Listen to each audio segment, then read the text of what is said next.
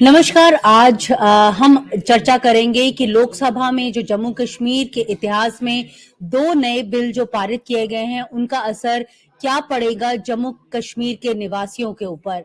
दरअसल आज केंद्रीय गृह मंत्री अमित शाह ने दो बिल्स जो हैं उन्हें पारित करवाया है लोकसभा में। ये दो बिल्स हैं जम्मू कश्मीर रिऑर्गेनाइजेशन बिल 2023 और दूसरा है Jammu Kashmir reservation amendment bill 2023।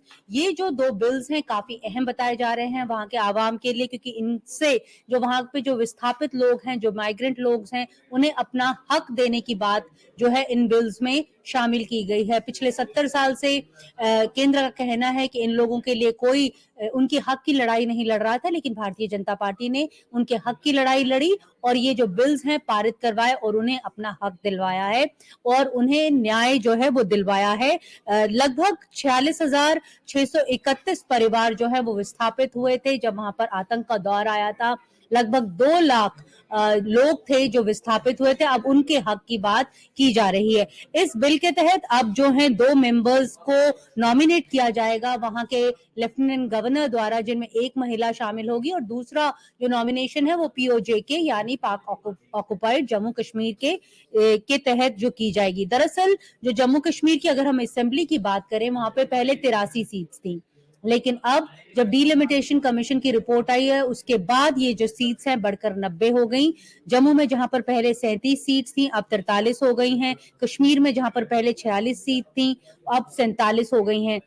यानी जो रिजर्व हुई है सीट, 7 सीट्स जो है शेड्यूल कास्ट के लिए और 9 जो है शेड्यूल ट्राइब्स के लिए रिजर्व हुई हैं और ये साथ में 3 जो है वो नॉमिनेटेड सीट्स हैं। तो इसके तहत जो है वो बदलाव आया जाएगा। दरअसल जब ये बिल के ऊपर चर्चा की जा रही थी, सबसे ज्यादा बार अगर किसी की बात संसद में हुई तो वो थी पूर्व प्रधानमंत्री जवाहरलाल नेहरू की। केंद्रीय गृह मंत्री ने जमकर उनके ऊपर हमला बोला और बोला कि भारत का जो इतिहास है वो गवाह है कि किस तरह से नेहरू ने ब्लंडर्स किए हैं और उसके कारण भारत का जो भूगोल है वो काफी बदला। अगर उन्होंने ये ब्लंडर्स नहीं किए होते तो भारत की जो ज्योग्राफी है वो कुछ अलग होती। भारत का जो लैंड है वो काफी ज्यादा होता, वो पाकिस्तान ऑक्युपाइड कश्मीर नहीं होता, ये उनका कहना था। बहरहाल साथ में उन्होंने ये भी कहा कि जो डिसीजन भारत ने लिया था यूनाइटेड नेशंस को अप्रोच करने के लिए वो भी गलत डिसीजन था तब की सरकार द्वारा। तो ये 2 नेहरू ब्लंडर्स थे, उन्होंने ऐसा लोकसभा में कहा। हालांकि जो पूर्व वहां के मुख्यमंत्री हैं फारूक अब्दुल्ला साहब, उन्होंने जमकर पूर्व प्रधानमंत्री नेहरू का बाहर आकर बचाव किया। उन्होंने कहा कि ऐसा नहीं है कि ये फैसले जबरन लिए गए, ये तब के हालात के अनुसार ये फैसले लिए गए।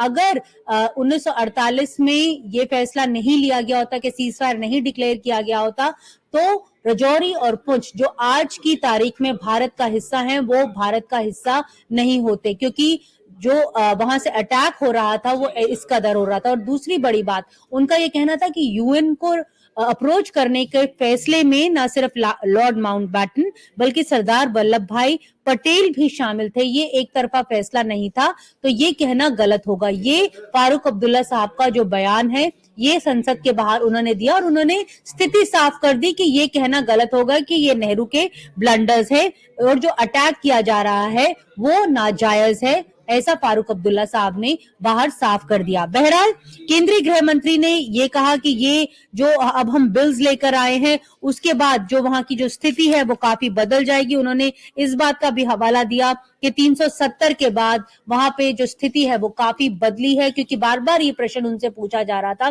कि आप कह रहे थे कि आतंकवाद वहां पर खत्म हो जाएगा, लेकिन आतंकवाद तो वहां पर खत्म नहीं हुआ। इसके ऊपर केंद्रीय गृह मंत्री ने सफाई दी कि उन्होंने ये कभी नहीं कहा था कि आतंकवाद खत्म होगा। उन्होंने कहा था कि अलगाववाद जब खत्म होगा उसके तहत आतंकवाद जो है उसमें कमी आएगी और ऐसा देखने को मिला भी है पिछले कुछ सालों में। उन्होंने एग्जाम्पल्स भी दिए, उन्होंने कुछ डेटा भी साझा किया। उन्होंने ये कहा कि अगर मैं पिछले कुछ सालों की बात करूं, यानी 1994 से 2004 तक अगर हम आतंकी वारदातों की बात करें तो लगभग 40,000 के आसपास वहां पे आतंकी वारदातें हुई। ये जो संख्या है कम हुई 2004 से 2014 के बीच में, वहां पे 7,217 वारदातें ही आतंकी वारदातें हुई। लेकिन हमें यहाँ पे ये भी आपको याद दिलाने की जरूरत है कि जो आतंकी वारदातें कम हुई, ये इसलिए भी हुई क्योंकि सीज फायर जो है भारत और पाकिस्तान के बीच में तब हुआ था 2004 में।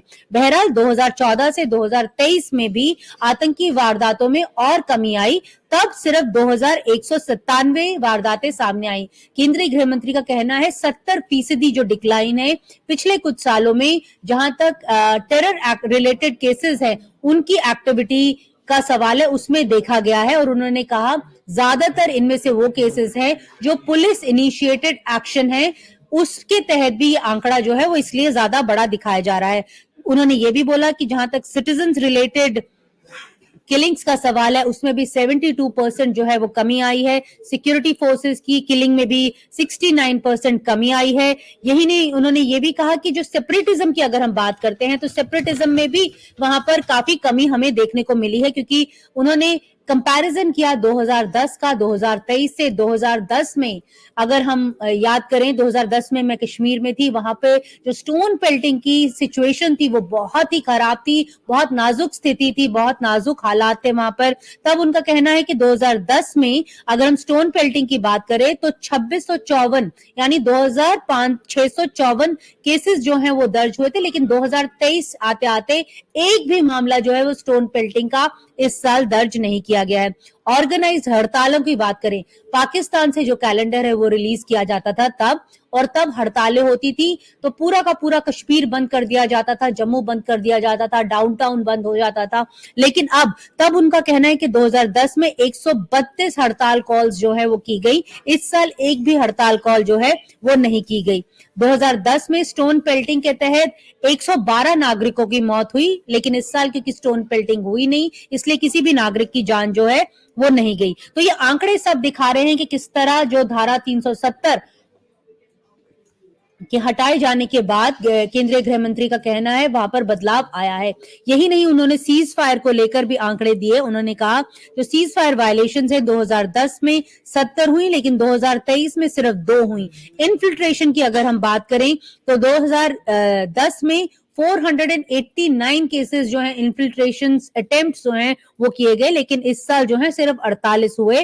और जहां तक आतंकी जब इन्फिल्ट्रेशन होती है तो कई बार सक्सेस होती है, वो अंदर घुस जाते हैं, और कई बार जो है आतंकी वापस भी चले जाते हैं क्योंकि सिक्योरिटी फोर्सेस जो हैं वो काफी सतर्क होती हैं। तो उनका कहना था कि इस साल जो है लगभग 281 ऐसे मामले हुए हैं जिसमें आतंकी जो है वो वापस चले गए हैं। साथ में उन्होंने ये भी बताया कि किस तरह जो सेंटर ने एक प्लान बनाया है वहां पर जो पीस शांति को बहाल करने के लिए, उनका ये कहना था जीरो टेरर प्लान जो है वो ऑलरेडी इन मोशन है। 2026 तक उन्हें ये उम्मीद है कि ये पूरा जो है कारगर साबित होगा और वहां पे जो आतंकी वारदातें हैं वो कमी आएगी। उनका ये कहना था कि हर महीने जो एक रिव्यू है वो करते हैं, 360 डिग्री रिव्यू करते हैं, जिसके तहत सारा सिक्योरिटी फोर्सेस का जो पैराफर्नेलिया है उसके तहत वो रिव्यू करते हैं, और हर 3 महीने में वो जम्मू कश्मीर जाकर ये सिक्योरिटी फोर्स का रिव्यू करते हैं। यही नहीं, उन्होंने ये भी बताया कि कंप्लीट एरिया डोमिनेशन एक्सरसाइज जो है वो वहां पर चल रही है, जिसके तहत इतनी जो भारी कमी है आतंकी गतिविधियों में जम्मू कश्मीर में देखने को मिली है। साथ में सबसे बड़ा जो एक एग्जाम्पल है, क्योंकि हम जब टेरर रिलेटेड एक्टिविटीज की बात करते हैं तो अगर हमें आतंक को खत्म करना है तो उसके इकोसिस्टम को हमें अटैक करना होगा।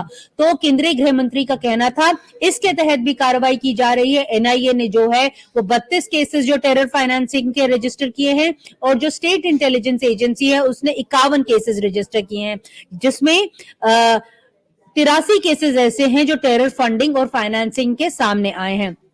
229 अरेस्ट जो हैं वो की गई हैं, और 150 करोड़ रुपए की प्रॉपर्टी, 57 प्रॉपर्टी जो है वो सीज हुई है जो 150 करोड़ की बताई जाती हैं, और उनका जो मामला है वो ऑक्शन करने के लिए वो कोर्ट में उन्हें प्रेजेंट भी किया जा चुका है। ये सब कार्रवाई जो है आतंकवाद की कमर तोड़ने के लिए वो की जा रही है। बैंक अकाउंट्स भी सीज किए गए हैं, लगभग 122 करोड़ सीज किया गया है और 550 करोड़ जो कैश है वो भी सीज किया गया है। और जहां तक बात करें हम कि जम्मू कश्मीर में हालात जो हैं वो बदल रहे हैं, नया कश्मीर कैसा है, उसके बारे में भी उन्होंने जो एक झलक है वो पार्लियामेंटेरियंस को बताया। उन्होंने कहा कि पिछले 30 साल से जम्मू कश्मीर में कोई भी सिनेमा घर नहीं था, कोई सिनेमा नहीं देखता था। हालांकि लोगों को वहां के सिनेमा देखने का काफी शौक था, लेकिन क्योंकि सिनेमा घर नहीं था इसलिए नहीं देखते थे। लेकिन 2021 में श्रीनगर में पहला मल्टीप्लेक्स खुला। यही नहीं, पुलवामा, शोपियां, बारामूला और हंदवारा में भी थिएटर्स जो हैं वो खुले। 100 ऐसी मूवीज हैं जो वहां पर शूट की गई जा चुकी हैं, शूट मतलब उनकी फिल्मिंग वहां पे की जा चुकी है। और 100 ऐसे और प्रपोजल्स हैं जिनके लोन पेंडिंग है। लोग चाहते हैं वहां पे और सिनेमा घर जो है वो खोलें, इसके लिए लोन का अप्रूवल जो है वो अभी पेंडिंग है, ऐसा उनका कहना था।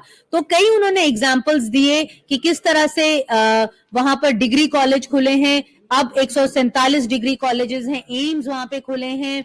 साथ में और भी जो एक पैरेलेंस होता है, एक कि किस तरह से सामान्य स्थिति है, पीस जो है वो धीरे धीरे कर कर वहां पर आ रही है। लेकिन सबसे बड़ा सवाल जो वहां पर संसद के लोग पूछ रहे थे कि अगर सब कुछ इतना सही वहां पर चल रहा है तो आप वहां पर डेमोक्रेसी की बात करते हैं तो वहां पर चुनाव कब कराएंगे, स्टेट्स जो है इलेक्शंस कब करवाएंगे।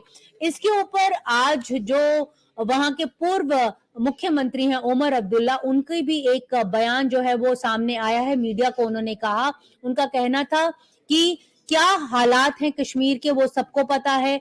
ये जो जहां तक अगर इतनी हालात सामान्य है तो इलेक्शन भी वहां पर जल्दी होने चाहिए। उनका ये कहना था इलेक्शन कमीशन और सेंटर के बीच में एक फिक्स्ड मैच चल रहा है, ना एक बताता है ना दूसरा बताता है कि चुनाव कब वहां पर करवाए जाएंगे। बहरहाल उनका कहना था कि अब ये जो दो बिल पास हुए हैं तो उम्मीद की जानी चाहिए कि जो सेंटर है जल्द से जल्द वहां पर चुनाव करवाएगा, क्योंकि उन लोगों को भी इस बात का अधिकार दिया जाना चाहिए कि वो भी अपने नुमाइंदे जो हैं वो चुने। तो ये दो बिल्स काफी अहम थे। जो जम्मू कश्मीर घाटी है वहां से काफी वाजिब सवाल भी पूछे जा रहे हैं। उम्मीद की जानी चाहिए कि वहां पर जल्द से जल्द जो चुनाव है वो करवाए जाएंगे और एक जो शांति प्रक्रिया जिसका दावा केंद्र सरकार कर रही है वो पूरी तरह से वहां पर बहाल की जाएगी। तो नमस्कार, आज मेरे साथ इतना ही, धन्यवाद।